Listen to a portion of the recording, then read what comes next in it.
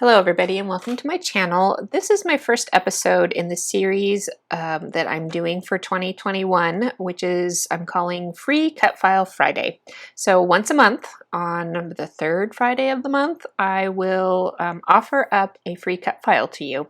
Now I am learning to use Illustrator to create cut files, so some of my files will be imperfect. So just keep that in mind, but they're free. So if you do notice any problems with your cut file, please feel free to reach out to me, and I thank you for giving me feedback so that I can improve my skills, and hopefully you enjoy your freebie along the way. So I am using a Cricut design software, and this is what it looked like when I pulled it into my application. Now, sometimes when you pull in a third-party SVG file into your software, it might come in an awkward size. So whatever software you're using, go ahead and find the information that will be the size of your image, as well as the information about where your image is located on your mat. Because in the past I have opened up my file and then I didn't see it at all, and it's because it was in some strange space on the mat. So if you can find it and move it to where you can see it and work with it, you'll be happier. So mine came in just fine, and it looks like this, and that's pretty much the size I designed it at. So when designers are working on cut files, they often group all of the bits and pieces together to make everything easier to work with. So the first step is to ungroup these pieces, and so that makes this image and this image separate parts. Now this image is also a group of parts, so let's ungroup that.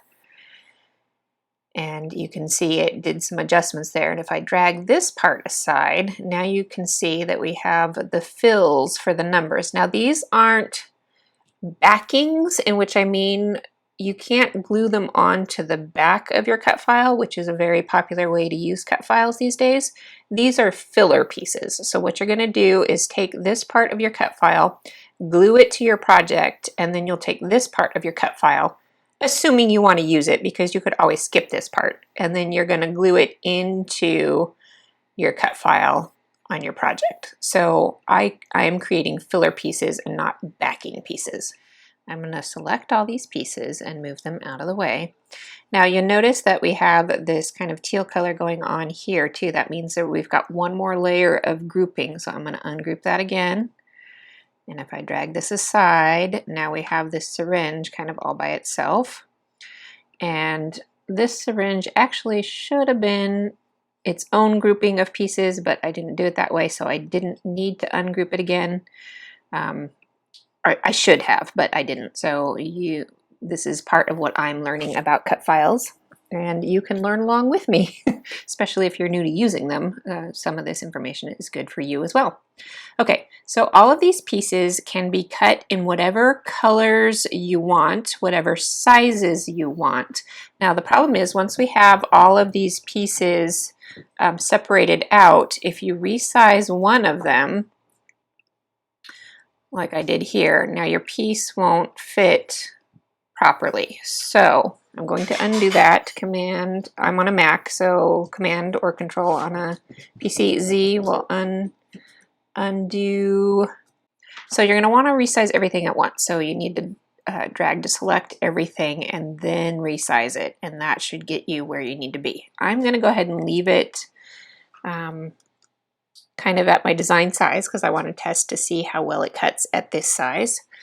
Now let's look at this Hope one, which I'm going to ungroup. And as you can see, we've got the clouds, the sun, and then we've got this word hope that's in green. That means it's another layer. We're going to ungroup that, and then I can move that. So now all of these pieces can be cut in whatever colors you want. The clouds and this piece back here that goes around all the hope is a lot of little nitpicky pieces. But you could cut those in yellow if you wanted your sun to be yellow, or use a yellow or orange pattern paper. You could even cut them in, it would be exhausting, but you could cut them in all kinds of different colors and repiece them back together. So I am going to take this to my machine and cut it out and show you what it looks like. All right, I have everything cut out, and I did set up my mat so that I could cut things out in separate colors, and I used the software to move things around so that it would cut in different spots. Now, some of these pieces didn't cut out very well, and that's part of what I'm learning in designing things is how small is too small, and some of this stuff was too small. So I have adjusted these files so that when you get them as freebies, they will be somewhat smoother. Now, some of the pieces are still kind of tiny, so if you cut them at this size, which is what they were designed at, you might have a little difficulty, but if you enlarge them, you're likely to have a smoother result. Now, that syringe specifically was the piece that was not working out well, so I've kind of eliminated some of the steps in the syringe, and so it should cut out more smoothly for you. Now, this word hope actually cut out nicely. Now I have, as you can see, a fairly well used mat that's not super clean, and my blade is kind of in the same situation, and this is a real world test because that's likely what you've got going on. Nothing pristine. And things were cutting out fine. So I am pleased with most of all of these pieces. All right, I've removed the main cut file from the mat for that kind of hope piece, and it's looking pretty good. Now you could always just use it as is, or you can cut out the extra overlay and in a different color and use it that way. And now that hope word is in my own handwriting, so that was pretty fun to get that to be digitized and throw it on a project. And then here is the 2021. Now, because that O has lots of open spaces, your little center part of your O is a separate cut piece. So you need to make sure you save that and put it back together. Now, those tiny pieces that go around the word hope were terrible, and I have eliminated those from the cut file because they're just unusable.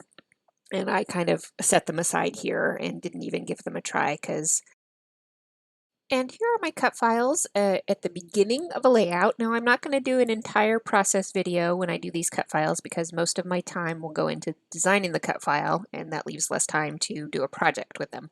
So this is an idea for you to use. You can put pieces onto a piece and turn it into a title like I did with the clouds and the word hope here.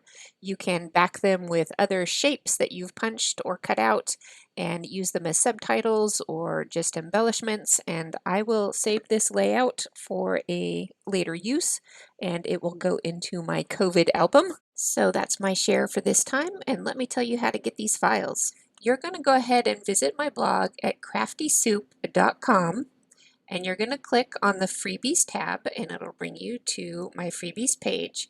Now right now it's just kind of a list of items. I'm hoping to update this, so we'll see how that goes.